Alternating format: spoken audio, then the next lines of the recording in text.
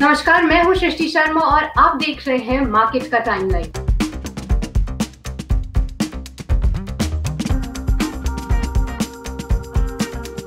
बीते हफ्ते आपको मार्च 2020 की याद एक बार जरूर आई होगी, क्योंकि बुल और बेयर्स के बीच में जो लड़ाई चल रही थी उसमें हफ्ते के पहले 4 दिन बेयर्स ने बाजी मारी, पर हफ्ते के आखिरी दिन बुल्स ने बाजार में जान भरी। निफ्टी में पहले हफ्ते के 4 दिन भारी बिकवाली देखने को मिली। सोमवार को जहां पे निफ्टी ने 15,050 के करीब शुरुआत करी, उसके बाद लगातार गिरावट देखने को मिली और निचले स्तरों पे 14,350 के भी स्तर निफ्टी ने छुए। पर हफ्ते के आखिरी दिन फिर से बुल्स ने तेजी भरी और निफ्टी ने करीब 14,744 की क्लोजिंग दी। वहीं सेंसेक्स ने भी निचले स्तरों से काफी अच्छी रिकवरी दिखाई और 49,858 की क्लोजिंग दी। आइए पहले जान लेते हैं कि इस बिकवाली के पीछे कुछ अहम वजहें क्या थी। सबसे पहले थी फेड की पॉलिसी। हफ्ते के दौरान जो फेड की पॉलिसी थी उसके पहले केवल भारत ही नहीं, ग्लोबल बाजारों में भी गिरावट देखने को मिली। इसके बाद थी बॉन्ड यील्ड्स का बढ़ना। बॉन्ड यील्ड्स में भी पूरे हफ्ते के दौरान काफी उतार चढ़ाव देखने को मिला, जिसका असर मार्केट्स पे भी हम देख रहे थे।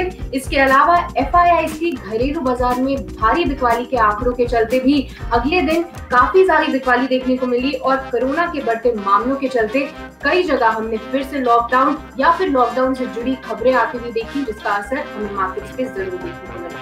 और बीते हफ्ते एक मार्केट था जहां पे काफी अच्छी रौनक देखने को मिली और वो था आईपीओ मार्केट। आईपीओ की बौछार थी। 6 आईपीओ खुलते हुए नजर आए, जिसमें थे अनुपम रसायन, क्राफ्टसमैन ऑटोमेशन, लक्ष्मी ऑर्गेनिक्स, कल्याण ज्वेलर्स, सूर्योदय स्मॉल फाइनेंस बैंक और नजारा टेक्नोलॉजीज। ये 6 आईपीओ ने निवेशकों ने काफी अच्छे पैसे लगाए और एक आईपीओ की लिस्टिंग भी होती हुई देखी। शानदार लिस्टिंग थी MTAR टेक्नोलॉजीज की, जो करीब 85% प्रीमियम पर, जिसकी हमें धमाकेदार लिस्टिंग देखने को मिली। कुछ अहम खबरों पर नजर डाल लेते हैं। तो सबसे पहले इस हफ्ते थी फेड की पॉलिसी।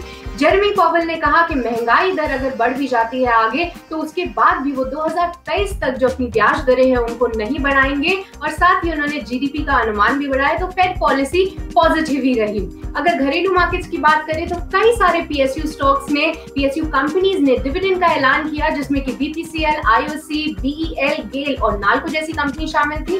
हालांकि बीपीसीएल के केवल 5 रुपए के दूसरे अंतरिम डिविडेंड ने निवेशकों को हल्का सा निराश किया, जिसमें मार्केट्स की बिकवाली के साथ गिरावट जरूर देखने को मिली। पर हफ्ते के आखिरी दिन हमने बीपीसीएल में अच्छी खासी तेजी देखी।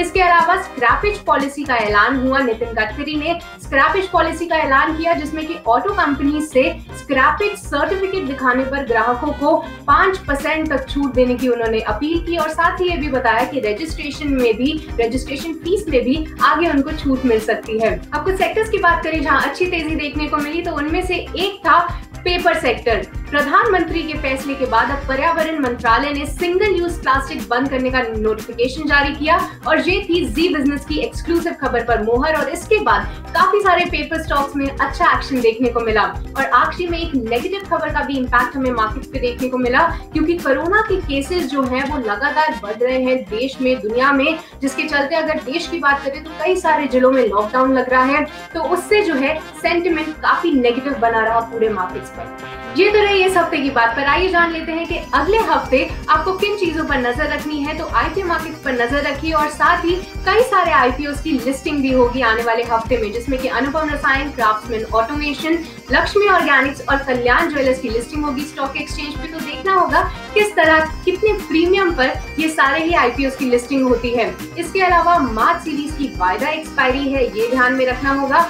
BEML पे नजर रखिएगा, क्योंकि सरकारी हिस्सा खरीदने के लिए EOI भेजने की अंतिम तारीख है। और साथ ही BPCL पे भी नजर रखिए, क्योंकि यहाँ पे वीडियो कॉन्फ्रेंसिंग के जरिए कंपनी की EGM है, तो देखना होगा वहां से भी क्या अपडेट्स निकल कर आते हैं।